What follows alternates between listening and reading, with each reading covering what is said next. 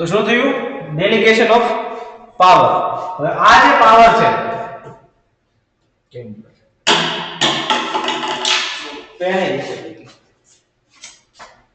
હવે આ જે પાવર છે તે સેન્ટર થી સ્ટેટ માં ડેલિગેટ થાય.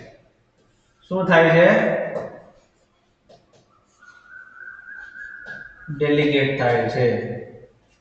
એડમિનિસ્ટ્રેટિવ સરળતા માટે, માત્ર ને માત્ર સરળતાથી કામ થઈ શકે એટલા માટે સેન્ટર જે છે તે સ્ટેટને પાવર આપે છે.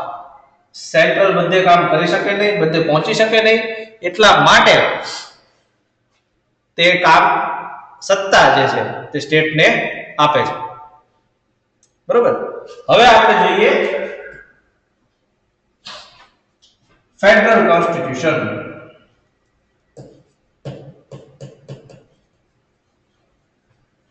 ફેડરલ કેવું કહેવાય?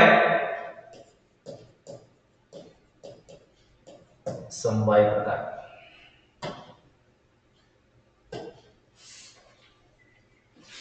ફેડરલ ની કોઈ વ્યાખ્યા નથી કે ફેડરલ કોને કહેવાય. તજજ્ઞો માને છે કે યુએસ નું જે બંધારણ છે ને એ શ્રેષ્ઠ ફેડરલ કેમ ભાઈ?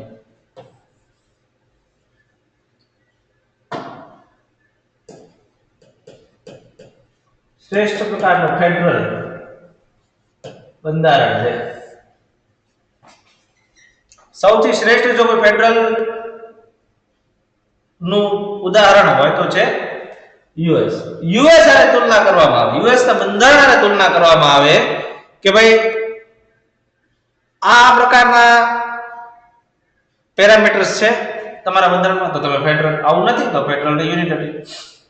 કયા પેરામીટર? 5 પેરામીટર્સ છે. કયા 5 પેરામીટર જોઈએ? પહેલું,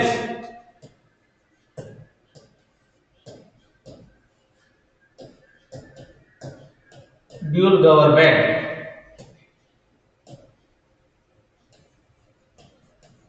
બેવડી સરકાર, બેવડી વળી સરકાર. રેડી? બીજું કયું? Distribution of power.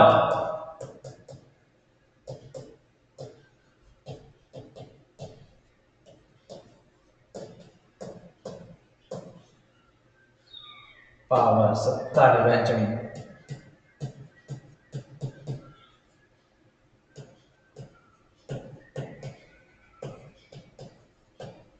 ત્રીજું, રિટન, લેખિત બંધારણ હોવું જોઈએ.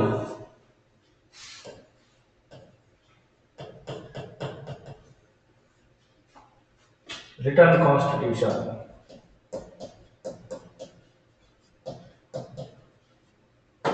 કેવું બંધારણ હોવું જોઈએ? લેખિત બંધારણ હોવું જોઈએ.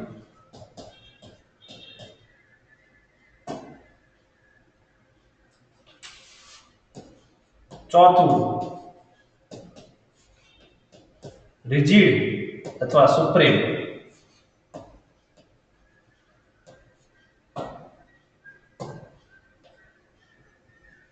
અઘરું હોવું જોઈએ સુધારવાનું. અઘરું કઈ રીતે આપણે વાંચવું અથવા કઠિન આપણે કહીએ.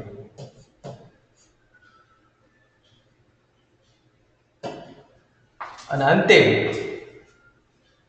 Independent judiciary.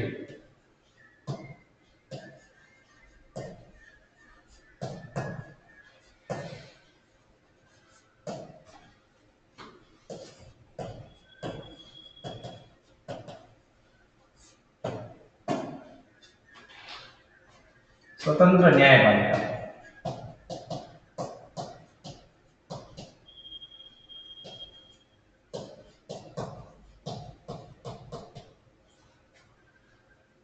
આટલા પેરામીટર આરે કમ્પેરિઝન કરવામાં આવે અને નક્કી કરવામાં આવે કે તમારું બંધારણ કયા પ્રકારનું છે, ફેડરલ છે કે યુનિટરી કે કઈ ત્રીજું જ છે. આપણે પહેલા અમેરિકાનું બંધારણ જોઈ લઈએ કઈ રીતે થાય છે, પાછું એનો મેળ આવે છે. તો પહેલું આપણે જોઈએ ડ્યુઅલ ગવર્નમેન્ટ. અમેરિકામાં છે સેન્ટરની છે ને સ્ટેટની છે. ઓકે હવે ભાઈ ઓકે. બીજું છે ડિસ્ટ્રીબ્યુશન ઓફ પાવર. છે સેન્ટરને પણ પોતાના પાવર છે અને સ્ટેટને પણ પોતાના પાવર છે. પાવરની વહેંચણી કરી છે. અમુક બાબતોના નિર્ણયો સેન્ટર જ લેશે, અમુક બાબતોના નિર્ણયો સ્ટેટ જ લેશે. તો આ રીતે ડિસ્ટ્રીબ્યુશન ઓફ પાવર છે. ચાલો ભાઈ ઓકે રેડી છે. ત્રીજું આપણે જોઈએ રિટર્ન કોન્સ્ટિટ્યુશન. સૌથી આધુનિક છે ભાઈ.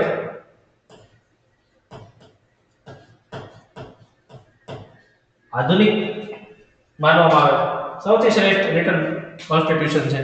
રિટર્ન કોન્સ્ટિટ્યુશનમાં પણ આપણે જોયું હતું કે એક જ દસ્તાવેજ છે. ફિલાડેલ્ફિયામાં સમિતિ બની હતી, એને દસ્તાવેજ એને બંધારણ બનાવ્યું હતું, એટલે રિટર્ન દસ્તાવેજ રિટર્ન કોન્સ્ટિટ્યુશન પણ છે. ઓકે ચાલો રેડી. રિજિડ આપણે જોઈએ તો એ કેવી રીતે કે જ્યારે કોઈ બંધારણમાં સુધારો કરવાનો હોય ત્યારે રિજિડ એટલે એવું નહીં કે સુધારો થઈ જ ન, સુધારો થવો જોઈએ, પરંતુ તેમાં સેન્ટર અને સ્ટેટ બંનેની સમાન ભાગીદારી હોવી જોઈએ. બંનેની મંજૂરી હોય તો અને તો જ એમાં સુધારો થઈ શકે. એને કહેવાય રિજિડ. કઠિન. બરાબર. એની પછી આપણે જોઈએ તો જે ઇન્ડિપેન્ડન્ટ જ્યુડિશરી છે ભાઈ, અમેરિકામાં ઇન્ડિપેન્ડન્ટ જ્યુડિશરી છે. હવે આપણને એમ થાય કે તો આપણું ફેડરલ થઈ ગયું, આ બધું છે આપણા છે કે નહીં? ડ્યુઅલ ગવર્નમેન્ટ છે, ડિસ્ટ્રીબ્યુશન ઓફ પાવર છે, રિટર્ન કોન્સ્ટિટ્યુશન છે, રિજિડ એટલે સુપ્રીમ છે. આપણા સુપ્રીમ છે ભાઈ. દસ્તાવેજ આપણું જે બંધારણ છે એ સુપ્રીમ છે, એમાં પાર્લામેન્ટરી સુપ્રીમ નથી. અને ઇન્ડિપેન્ડન્ટ જ્યુડિશરી પણ છે. તો આપણું બંધારણ કેવું છે? ફેડરલ. પણ નહીં, થોડુંક આપણે ડીપમાં જોઈએ બધી વસ્તુઓ તો તમને ખ્યાલ આવશે કે આપણું બંધારણ જે છે એ નથી યુનિટરી કે નથી ફેડરલ. જોઈએ પહેલું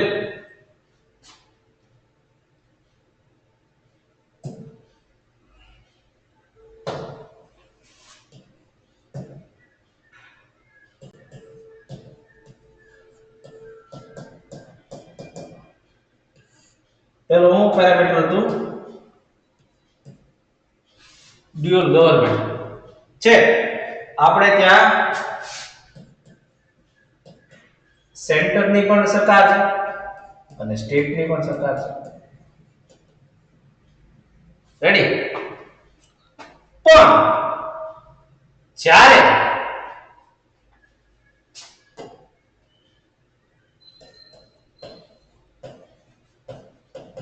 નેશનલ ઇમરજન્સી લાગે ત્યારે શું? ત્યારે સ્ટેટ નાબૂદ થઈ જાય. જ્યારે આર્ટિકલ 356 લાગે, પ્રેસિડેન્ટ રૂલ લાગી જાય.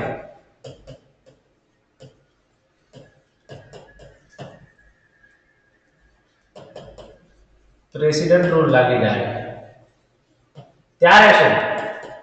સેન્ટ્રલ નાબૂદ થઈ જાય. પછી બીજું આપણે જોઈએ